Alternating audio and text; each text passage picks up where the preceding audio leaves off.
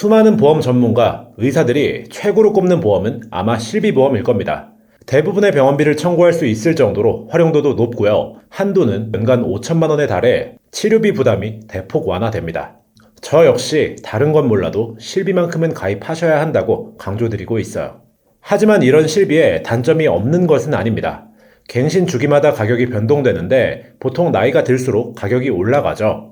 이렇게 되면 정작 가장 실비가 필요한 노후에 너무 비싼 보험료로 인해 고통받게 되고 실제로 보험료 부담 때문에 해지하시는 분들도 많이 봤습니다. 또한 실비는 실제 손해본 금액에 비례하게 자기부담금을 빼고 보상하기 때문에 내가 낸 병원비보다 많이 돌려받을 순 없는 보험이에요. 그래서 많은 분들이 3대 진단비, 수술비, 입원비, 각종 치료비, 간병비 등 다른 보험을 추가로 준비하시게 되는데 내가 보험을 많이 가입한다고 전부 보장받을 수 있는 건 아니죠. 어떤 치료는 실비보험만으로 충분할 수도 있고요. 어떤 특약은 발생 확률이 너무 낮을 수도 있고요. 또 어떤 질병은 가격이 지나치게 비싸게 책정되어 있을 수도 있습니다. 그런데 마치 보험이 무조건 이득인 것처럼 지인이 추천해서 친구가 좋다고 해서 광고에 혹해서 자세히 알아보지도 않고 하나둘씩 가입하다가 제대로 유지도 못하고 돈만 날리는 분들을 보게 됩니다. 보험은 재테크 수단이 아니라 소비라는 점을 꼭 명심하셔야 하고 지나친 보험료는 오히려 노후 대비를 망칠 수도 있다는 사실에 주의해야 합니다. 오늘 내용만 잘 알고 계신다면 지금부터라도 불필요한 지출 많이 줄일 수 있으실 거고요. 그럼 끝까지 집중 부탁드리겠습니다. 첫 번째로 입원비 특약은 실비가 있다면 굳이 넣지 않으셔도 괜찮다고 생각합니다.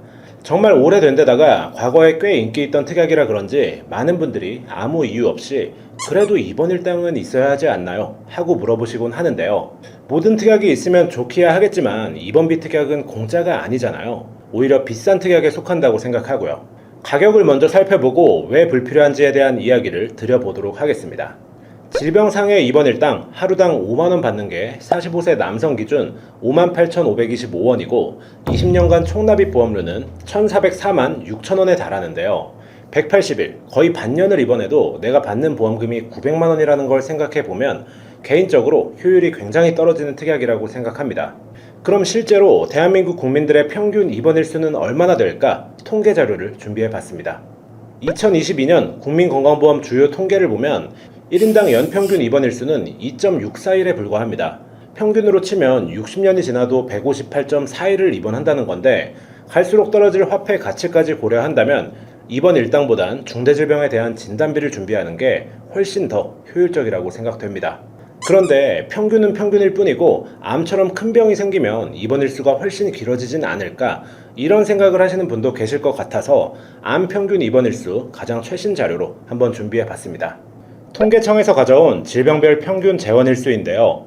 암은 인류의 가장 큰 적이고 두말할 것 없이 가장 중대한 질병 중 하나입니다. 이런 암의 연도별 평균 입원 일수가 나와 있는데 이 아래쪽은 암 종류별 평균 입원 일수를 연도별로 나타낸 거고요. 맨 위에 합계만 보셔도 됩니다.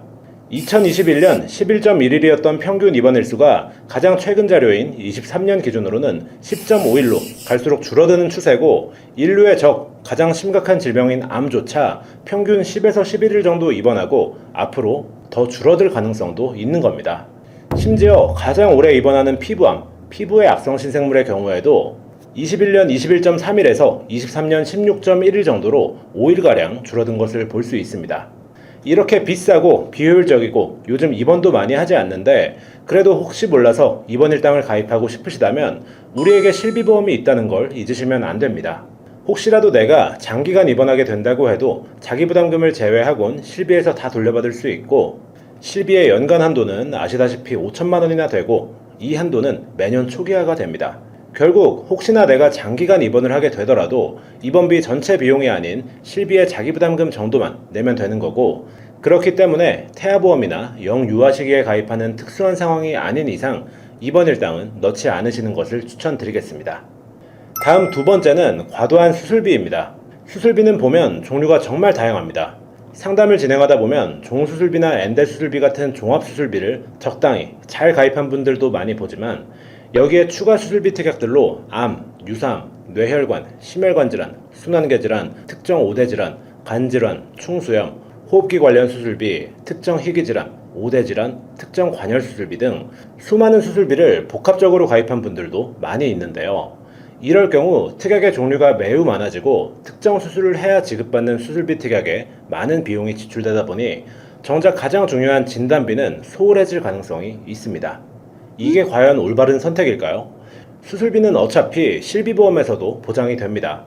물론 실비는 많으면 30%까지 자기부담금을 부담해야 하지만 그렇다고 모든 수술비를 넣는 게 아니라 1호종 수술비 같은 종합수술비만 잘 가입하면 웬만한 수술 자기부담금 정도는 커버하고도 남습니다. 1호종은 수술이 관열이든 비관열이든 급여든 비급여든 가리지 않고 보장하는데요.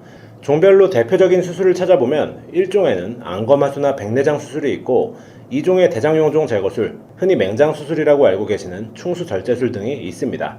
3종에는 녹내장 관열 수술이나 비교적 가벼운 암 수술 등이 들어가고 4종과 5종에는 암 수술이나 개두술, 개복술, 개흉술 등 아주 큰 수술들이 주를 이루고 있습니다.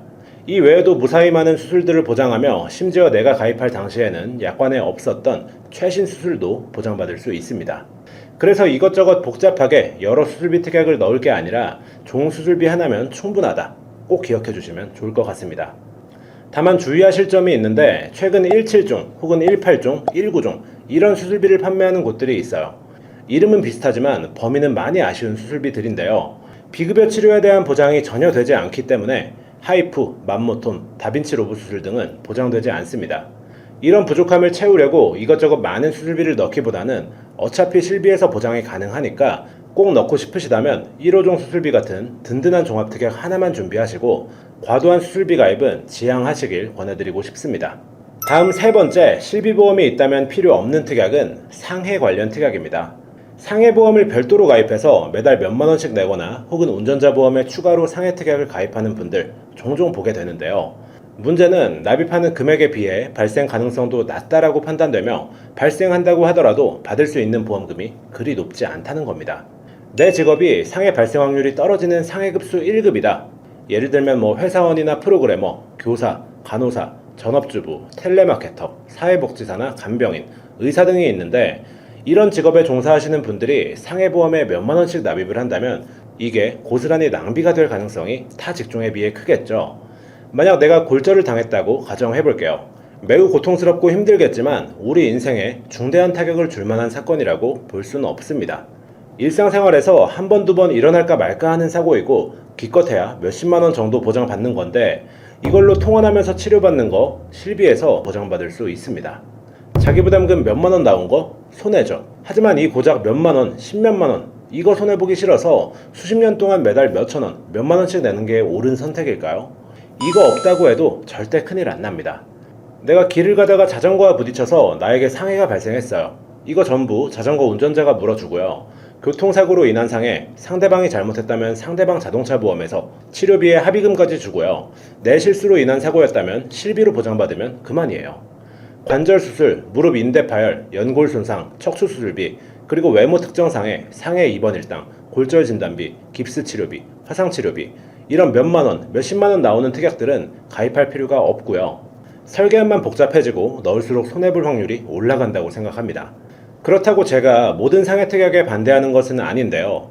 암이나 혈관질환처럼 내 인생에 타격을 줄 만한 중대한 상해 사고를 보장해주는 특약이 있습니다. 바로 상해 후유장애 특약인데요. 우연한 사고 등을 원인으로 신체적 기능이나 구조에 반영구적 후유증이 발생했을 때 장애율에 따라 보험금을 받을 수 있는 특약인데요.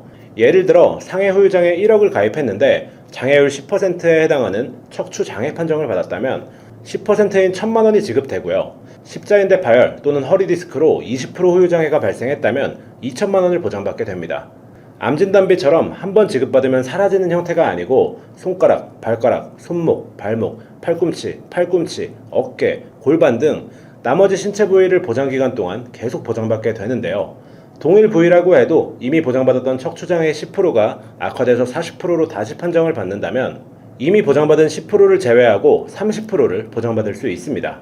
보험사가 정한 약관에 따라 내 장애 등급을 평가받고 그에 맞는 보장을 받는 거죠. 상해급수가 1급이어도 평소 교회활동을 즐긴다거나 상해 확률이 높은 직종에 있는 분들은 몇천원 정도 여유가 된다면 중대한 상해에 대해 큰 금액을 중복 보장받을 수 있는 상해 후유장애 특약 이 정도면 충분하다 라고 말씀드리고 싶어요.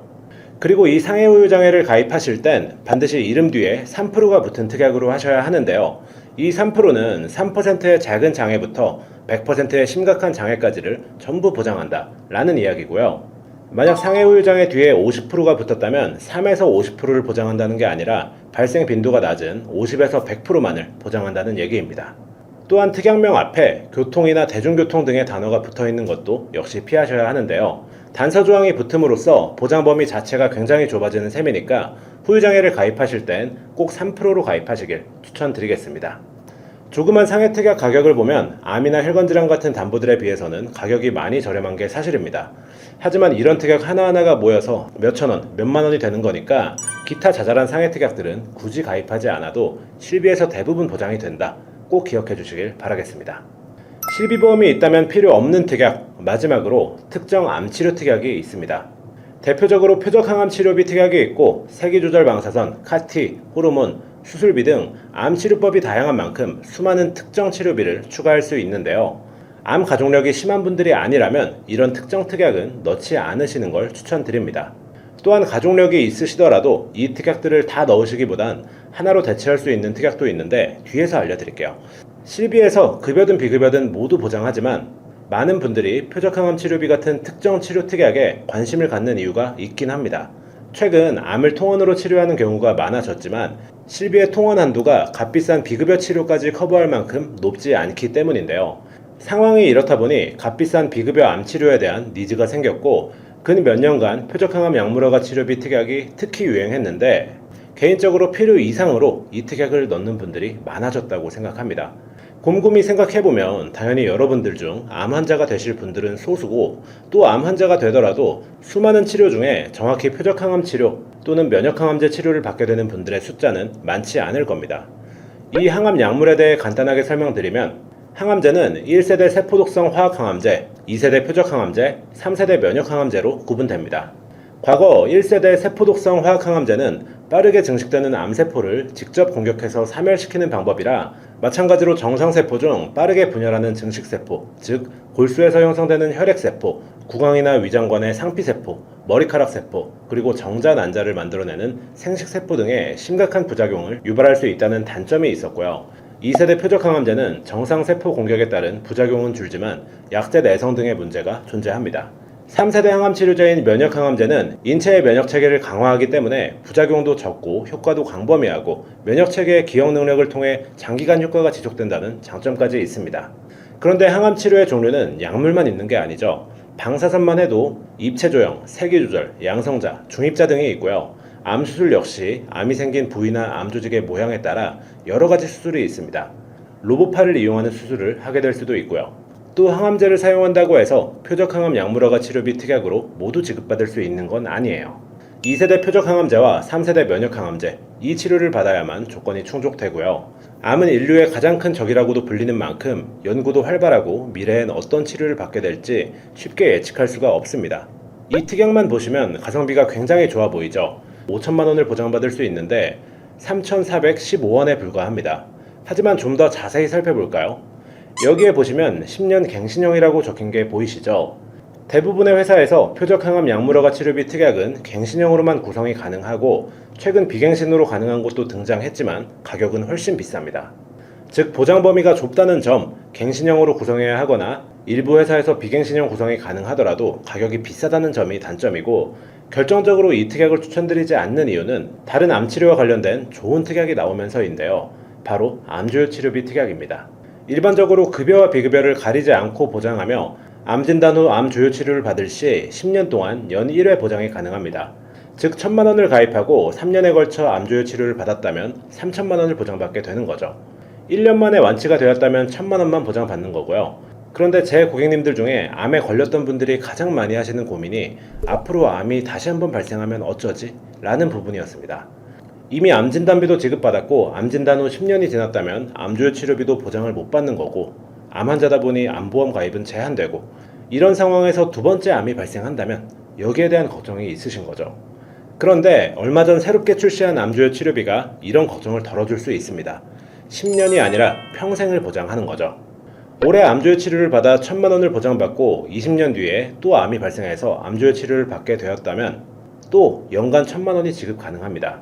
이런 조건이라면 가격이 당연히 비쌀 수밖에 없을 텐데 또 그렇지도 않습니다. 이렇게 저렴할 수 있었던 이유는 급여가 아닌 비급여만 보장한다는 특징 때문이라고 생각합니다. 사실 암 급여 치료의 경우에는 나라에서 운영하는 산정특례 제도가 있다 보니 95%까지 나라에서 지원을 해주고 때문에 큰 비용이 들어가진 않습니다. 거기다가 그 5%도 실비보험으로 청구가 가능하기 때문에 여러분이 부담할 금액은 굉장히 적어집니다. 그리고 비급여의 경우에는 산정특례 적용이 되지 않기 때문에 실비만으로 보장을 받아야 하는데요. 앞서 말씀드렸듯 실비의 통원 한도는 20에서 25만 원으로 높지가 않죠. 가장 큰 문제가 되는 건 비급여 치료이기 때문에 이 리스크에 대한 대비는 어느 정도 해두시는 것을 추천드립니다. 본 광고는 광고심의 기준을 준수하였으며 유효기간은 10일로부터 1년입니다. 오늘은 이렇게 실비가 있다면 굳이 추가하지 않아도 되는 특약들을 살펴보았는데요. 실비는 정말 고연령층이 아니고서야 가격이 굉장히 저렴한데 이렇다 보니 보장도 낮다고 생각하시는 분들이 계십니다. 하지만 실비의 연간 한도는 5천만 원이나 되고 이 높은 한도로 치료비 목적의 의료비라면 대부분 보장을 해주고 있어요. 정말 많은 부분을 실비에서 커버해 주니까 보험은 내가 정말 감당이 힘든 악재에만 최소한의 비용으로 대비하는 것이 바람직하다고 생각합니다. 보험은 저축도 아니고 수익을 목적으로 가입하시는 건 보험의 본질과 맞지 않습니다. 지인이 권해서 설계사가 추천하니까 누구는 이걸로 얼마를 받았다고 하니까 이것저것 전부 추가해서 가입하시기보다는 불필요한 담보는 삭제하시고 꼭 필요한 특약만 부담되지 않는 금액대로 세팅하시길 바라겠습니다. 제대로 된 보험 설계를 받아보고 싶으시거나 상담이 필요한 분들은 언제든 카카오톡 채널 검색에 보험담 검색을 통해 문의 주시거나 위 번호를 통해 연락 주시면 친절히 답변 드리도록 하겠습니다. 오늘 영상이 도움이 되셨다면 구독과 좋아요, 알림 설정도 한 번씩 부탁드리고요. 저는 다음 시간에 더 유용한 내용, 더 유익한 영상으로 찾아뵙도록 하겠습니다. 감사합니다. 본 광고는 광고심의 기준을 준수하였으며 유효기간은 10일로부터 1년입니다.